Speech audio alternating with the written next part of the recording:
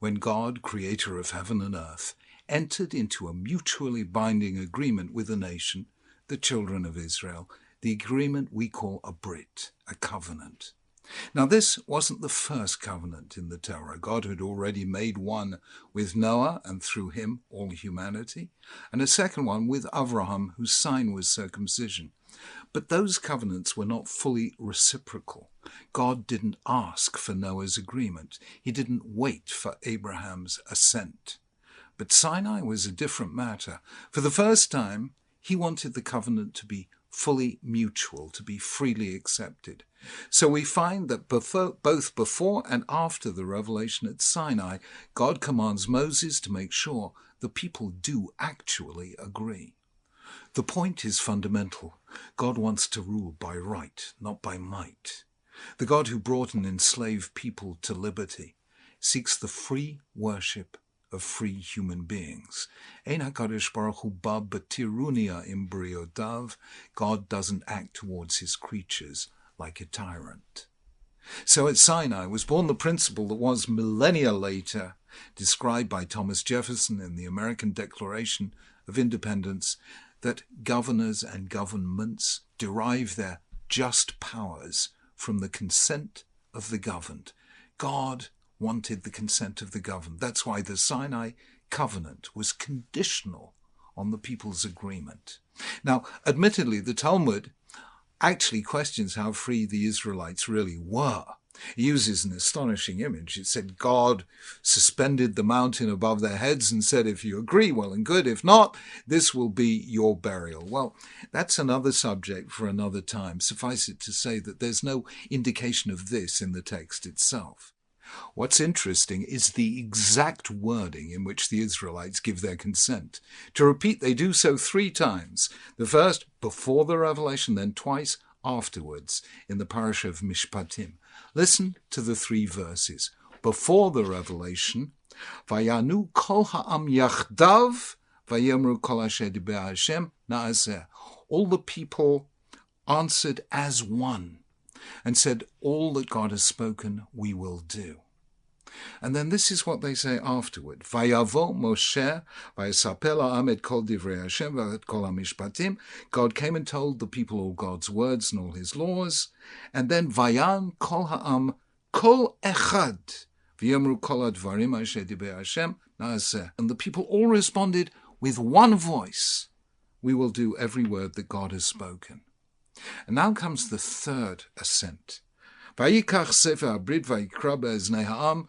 Moses took the book of the covenant and read it in the ears of the people. Vayomru, and they said, Kol asher diber Hashem na'aseh v'nishma.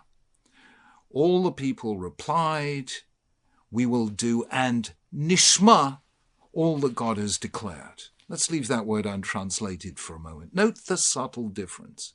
In the first 2 cases, people say all that God says we will do. In the third, they use the double verb, na'aseh, v'nishma, we will do and we will hear, or obey, or hearken, or understand. The word shema means, among other things, to understand, as we find in the story of the Tower of Babel, when God says, come, let us descend and confuse their speech, so that lo yishma'u ish sefat ra'ehu, which means so that no one will understand other people's speech. So the first 2 have the word na'aseh, let's do, we will do, but the third says na'aseh v'nishma. But note that there's another difference. In the first 2 cases, there's a clear emphasis on the unity of the people. Both phrases are very striking. The verse 1 says, all the people answered as one. The second says the people all responded b'kol echad, with a single voice. Now, in a book that emphasizes how fractious and vociferous the people were, such declarations of unanimity are significant and rare. But the third verse, which mentions both doing and understanding, contains no such statement. It simply says, they said. There's no emphasis on unanimity or consensus. Now, what we have here is a biblical comment on one of the most striking features of all in Judaism, the difference between deed and creed, between asiyah and shmiyah, between doing and understanding. Christians have theology. Jews have law. And these are two very different approaches to the religious life. Judaism is about a community of action. It's about the way people interact in their dealings with one another. It's about bringing God into the shared spaces of our collective life. Just as we know God through what he does, so God asks us to bring him into what we do. As Goethe said, in the beginning was the deed.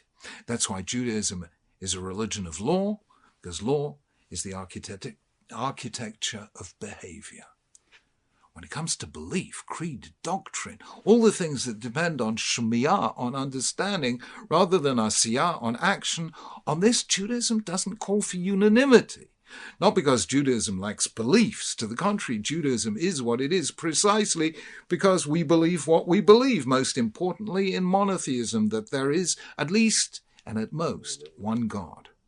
The Torah tells us in Bereshit about creation, in Shemot about redemption, and in this week's Parsha about Revelation. All those are fundamentals of Jewish belief. Judaism is a set of beliefs, but it's not a community based on unanimity about the way we understand and interpret those beliefs. It recognizes that intellectually and temperamentally we're different.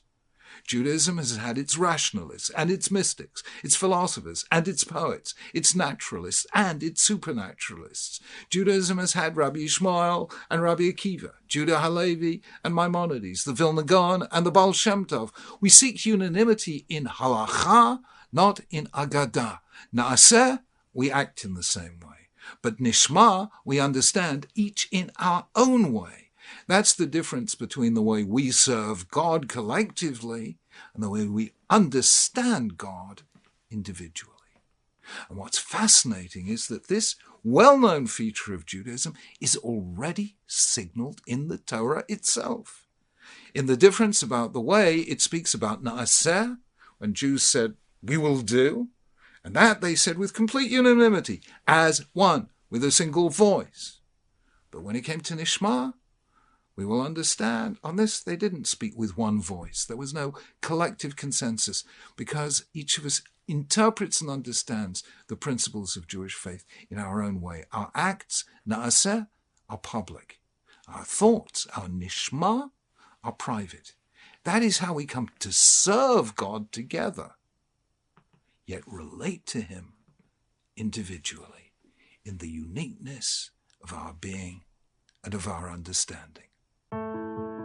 If you like that video, hit the subscribe button and notification bell below for hours of the best Jewish content online.